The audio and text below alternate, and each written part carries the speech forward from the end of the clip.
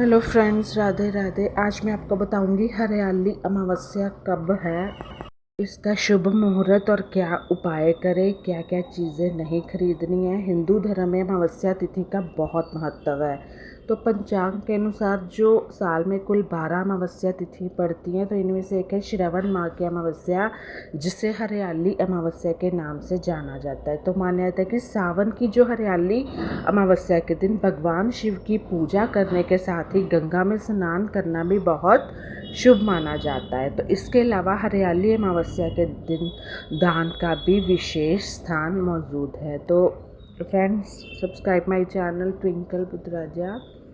सावन की जो हरियाली अमावस्या तिथि का आरंभ 3 अगस्त को शनिवार को दोपहर 3:50 से हो रहा है और इसका जो समापन है वो 4 अगस्त को रविवार को 4:42 पर होगा। तो ऐसे में उदया तिथि के अनुसार सावन माह के कृष्ण पक्ष की हरियाली अमावस्या 4 अगस्त को पड़ रही है। मतलब स्टार्टिंग तो हो ही जाती है, लेकिन अगले दिन में त्यौहार आप मना सकते हो। हरियाली अमावस्या 4 शुभ योगों का एक साथ निर्माण है, जहां 1 और 4 अगस्त को सिद्धि योग ब्रह्म मुहूर्त से सुबह 10:48 तक रहेगा। वहीं रवि पुष्प योग भी 5:44 से 1:26 तक दोपहर तक यानी कि रहेगा। तो ये स्वार्थ सिद्धि योग और पुष्य नक्षत्र भी इसी समय लगेगा। ये दोनों योग तो अच्छे होते हैं, लेकिन राहु केतु के जो टाइम होता है, जिसको हम राहु काल का टाइम कहते हैं, उसमें कुछ काम नहीं आप कर सकते।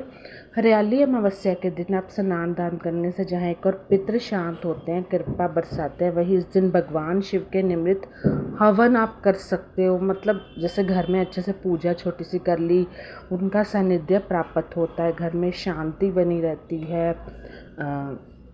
हरियाली अमावस्या के दिन आप ये उपाय कर सकते हैं, जैसे कि मैंने बोला, जिस दिन बड़े बड़े दिन होते हैं, एकादशी अमावस्या, तब उपाय का चमत्कारी अवश्य ज़्यादा लाभ मिलता है। ऐसी मान्यता है कि पीपल का पौधा लगाने से व्यक्ति की सभी समस्याएं दूर होती हैं, साथ ही पितृ दोष से छुटकारा मिलता है। तो इसलिए इस दिन आप पीपल का पेड़ लगाएं और उसकी विधिवत रूप से पूजा पाठ करें। आप घर में नहीं लगा सकते, लेकिन आप मंदिर में या कहीं वैसे कहीं जगह धार्मिक जगह पे लगा सकते हैं।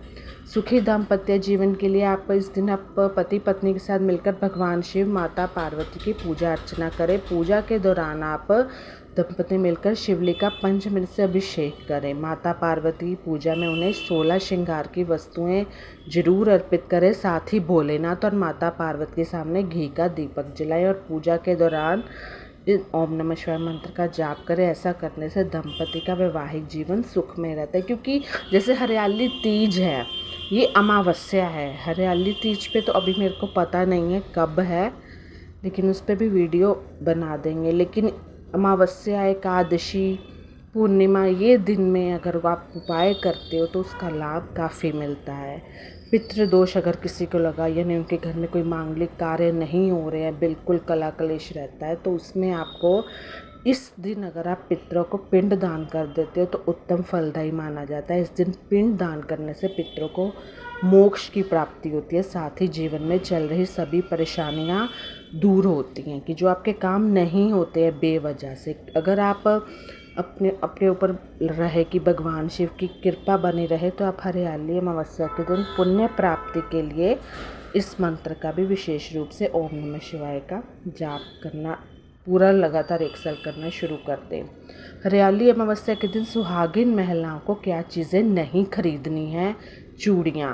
क्योंकि सावन की जो हरियाली अमावस्या के दिन नई चूड़ियाँ खरीदने से सुहाग पर संकट आता, नकारात्मक ऊर्जा आपके आसपास आपके पति को घेर सकती है। पति के जीवन में अनेकों बाधाएं उत्पन्न हो सकती है, क्योंकि वह अमावस्या है, उपाय या दान करने का दिन है। उस दिन आप चीज़ें नहीं खरीद सकते। हालांकि हरियाली अमावस्या के दिन आप पुरानी चूड़ियाँ ज़रूर उतार सकती हैं। जैसे एकादशी के दिन आप कुछ घर के लग्जरीज चीज़ें नहीं खरीद सकते, घर की जो भौतिक सुख है वो नहीं खरीद सकते आप। आप दान कर सकते हो। जिस तरह हमें ग्रहण, सूर्य ग्रहण या चंद्र ग्रहण लग जाता है, उसमें आप दान कर सकते हो। उस दिन चीज़ें आप घर नहीं ला सकते। तो ये कुछ मेन दिन होते हैं। इस दिन अगर आप सिंदूर खरीदते हो तो वो भी अच्छा नहीं माना जाता है। एक प्रकार से सुहागिन स्त्री के लिए, पति के लिए एक प्रकार से अमृत होता है सिंदूर। शास्त्रों और पौराणिक कथाओं में भी बताया गया कि सुहागिन की मांग में लगने वाला सिंदूर में इतनी शक्ति होती है कि उसके प्रभाव से कोई भी पति का हित नहीं कर सकता। लेकिन अमावस्या के दिन ये सिंदूर आपके पति के लिए शुभता लाता है। तो इस दिन आप हरियाली अमावस्या पर सिंदूर मत खरीदना, मतलब सिंदूर आपको नहीं खरीदना चाहिए। बाकी आप वैसी चीज़ें खरीद सकते हो। सावन चल रहा है तो आप श्रृंगार का सामान उस दिन नहीं खरीद सकते। हरियाली पूर्णिमा आएगी, अमावस्या तो है ही है, हरियाली तीज आएगी, तो हर एक का अपना अपना महत्व होता है दिन का।